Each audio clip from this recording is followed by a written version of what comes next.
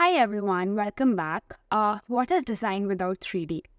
We all, as designers, want to sort of create 3D icons, 3D illustrations, and Spline has made that dream super possible with its, amazing interface, which is very easy to use. So today we're going to learn the basics of Spline. This is an intro tutorial of, getting to know the entire interface of Spline. And we all use 3D icons, and it was very simple to create on Spline, so I thought, why not just begin with that? So this is the interface. I'm going to get rid of the rectangle and the directional light here because we don't need that. Let's just change the background color to something lighter. I have a default color saved. And let's just go to the circle here on top, the ellipse, and I'm going to create a circle right here by pressing shift and dragging it so that evenly grows in size. And let's just select the circle, and I'm going to press option here and just change the extrusion here by making it somewhere around 100 or maybe 70. So the extrusion is what makes the entire thing 3D, right? So yeah, let's just do 70 extrusion. And I'm going to bring it back to the center right here very simply with this thing right here. And I'm going to copy paste it by pressing Command C, Command V, and just resizing it, placing it. So if you haven't guessed it already, we're making the cloud here by joining all the circles. We will create a very pretty cloud. So yeah, just copy paste it again and add another circle right here and resize it. And just placing the circle here, just like that. So yeah. And the next thing here is creating a rectangle. So I'm pressing R on my keyboard, and this is the rectangle I've gotten here. I'll just drag and make it bigger in size. And I'm going to change the corners here by increasing the corner value, by bringing it up all the way to 100. And yeah, you can adjust the size the way you like. Pretty simple process, really. If if you've been using design tools in general, the learning curve is not a lot, really. So yeah, it's pretty simple. We'll just change the extrusion of the rectangle as well. Now you see how we have changed extrusion, but there are certain differences in the level of how we can, see the entire thing. So we'll first go into the Z axis and make everything center aligned here. And even then, we can see there is a slight difference because while resizing the circles, the extrusion value changed. So when you select the circle, you can manually adjust the extrusion here so that it matches the sides, or we can change the extrusion value directly to 70, which was our initial value that we planned.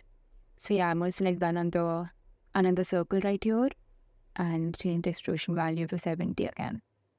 And just resize it and realign it. And here I have my cloud all set. So the cloud looks pretty already. I like it. It looks cute. So yeah, now the next step here is to, I can just adjust it slightly more, just like that. And yeah, the way you like it, you can do it. It's really a never-ending process with the designers. So yeah, this is done. And I'm going to select the circle ellipse here, and I'm going to change the lighting to fog. And the color, let's just bring it to something, I think a bluish shade would work. A very light blue. And let's just change the color here to whitish blue. Well, we'll change that later, but for now, let's just put some color here, maybe just white. Just adjust that. So yeah. So now I'm going to select all the layers and I'm going to merge the geometrics and make a union here. So yeah, now I have a boolean, which I can now, when I press option and look at different angles, look at it from different angles, you can see how the cloud has come together. Now I'm going to set the first circle here and I'm going to add some bevel. We can go to, add something like around, maybe, I'm going to go with 4. I'm not adding a lot of it. So let's just make 4 and just add it for all the circles and also the rectangle. So yeah, once this is done, we can also add bevel sides. Not a lot, let's just do it 2 for all. So once that is done, you'll see how smooth the edges of your form is, and you can just bring it back to the center right here. And now I'm going to add background. So I'm going to make a square behind it, and let's just select the square and the boolean together, and center align the X and the Y axis so that the cloud is in the center of the box. And now we're going to add some extrusion to it to make it 3D. So let's just select the rectangle here and add some extrusion. Let's just make it 100. You see how the cloud has gotten, it's cutting through the rectangle. So I'm going to push that back because I want the cloud to be floating on the surface. And I'm going to bring it back to the center. Let's just select the rectangle again and add some bevel here. So let's just bring it all the way up to maybe 17 and just make the bevel sides to be 6. And we can also make the corners really rounded.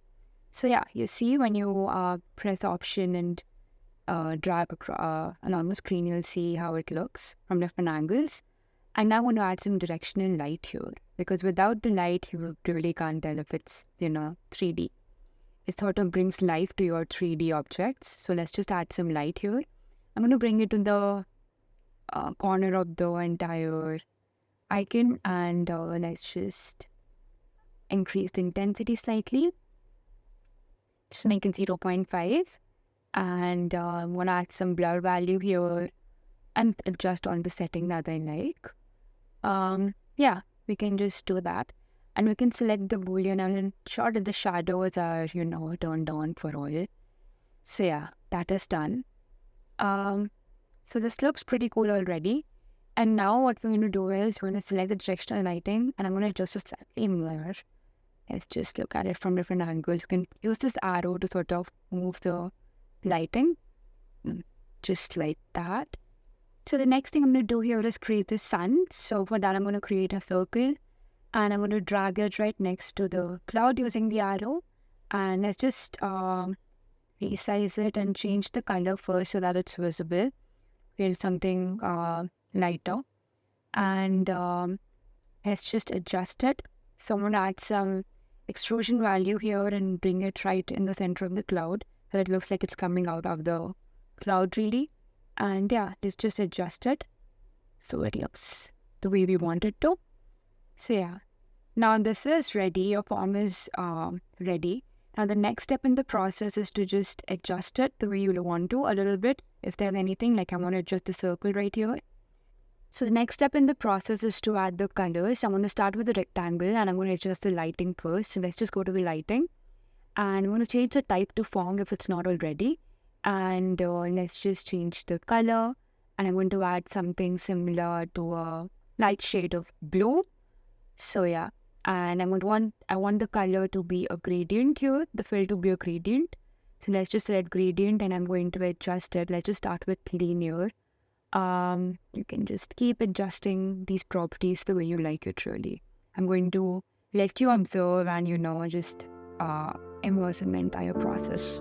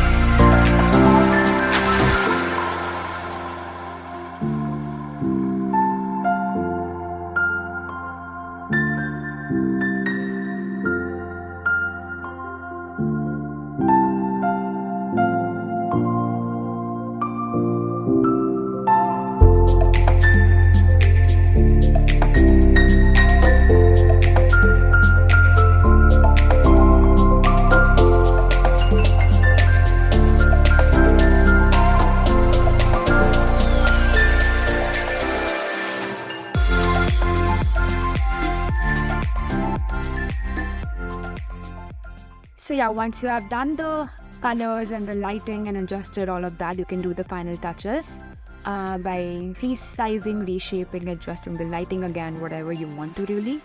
And now when you look at it from different angles, it looks really great, right? So it's time for us to export it. You can export it as an image here by removing the background color. You can export it as a PNG or a JPEG, the way you like. This was an introductory, introduction to 3D design by using Spline.